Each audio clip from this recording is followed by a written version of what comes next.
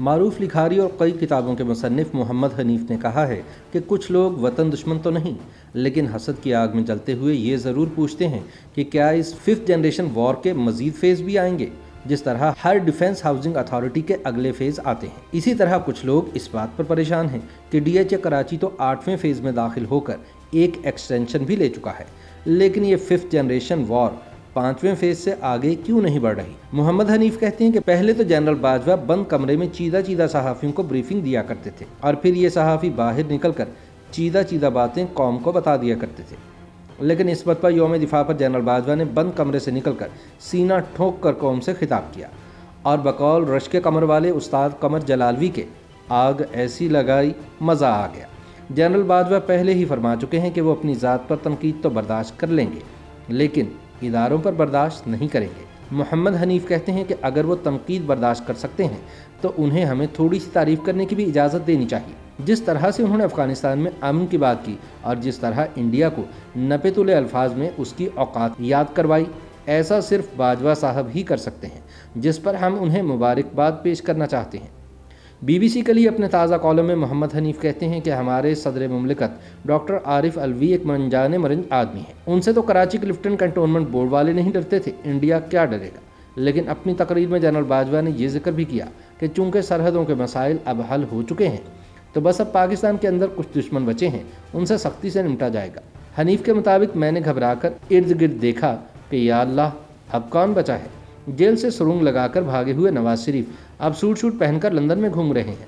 ईंट से ईंट बजाने की धमकियां देने वाले मर्द-ए-हुर आसिफ जरदारी अपनी पेशियां भुगत रहे हैं। पश्तून तहफ़्फ़ुज़ मूवमेंट वाले भी नई पार्टी नई सियासत की बातें कर रहे हैं, लिहाजा उनका इशारा यकीनन मेरे सहाफ़ी भाइयों की तरफ होगा जो कभी अपने आप को गोलियां मरवा लेते हैं, कभी घर से गायब हो जाते हैं तो कभी स्क्रीन से, और इल्ज़ाम हमारे इदारों पर लगा देते हैं। मोहम्मद हनीफ कहते हैं कि बाजवा साहब का इशारा 5th जनरेशन वॉरफेयर की तरफ था, जो टैंकों और जहाज़ों से नहीं बल्कि यूट्यूब से लड़ी जाती है, सोशल मीडिया पर रन बपा किया जाता है।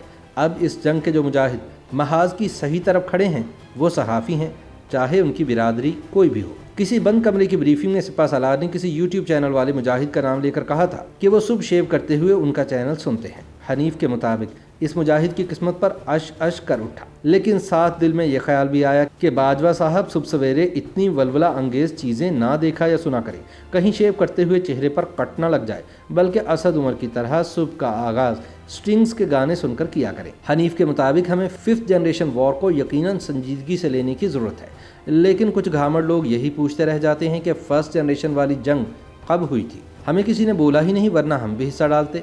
कुछ लोग जो शायद वतन दुश्मन तो नहीं है लेकिन हसद में जलते रहते हैं, पूछते हैं कि इस जनरेशन वाली जंग के और फेज़ भी आएंगे, जिस तरह हर डिफेंस हाउसिंग सोसाइटी के आते हैं। कुछ इस बात पर परेशान हैं कि DHA कराची तो 8वें फेज़ में दाखिल होकर एक एक्सटेंशन भी ले चुका है, लेकिन ये जनरेशन वाली जंग 5वें फेज़ से आगे क्यों नहीं बढ़ रही। क्या इसके अगले फेज़ ISPR के साबिक सरबराह अपने साथ तो नहीं रह गए, या वज़ीर इत्तलात फवाद चौधरी कौम से कुछ छुपा तो नहीं रहे।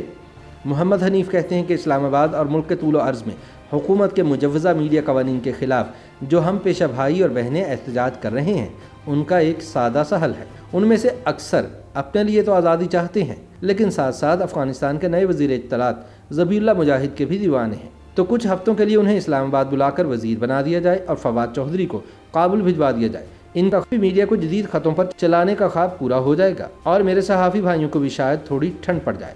इसको 5th जनरेशन वॉरफेयर की एक्सटेंशन भी कहा जा सकता है।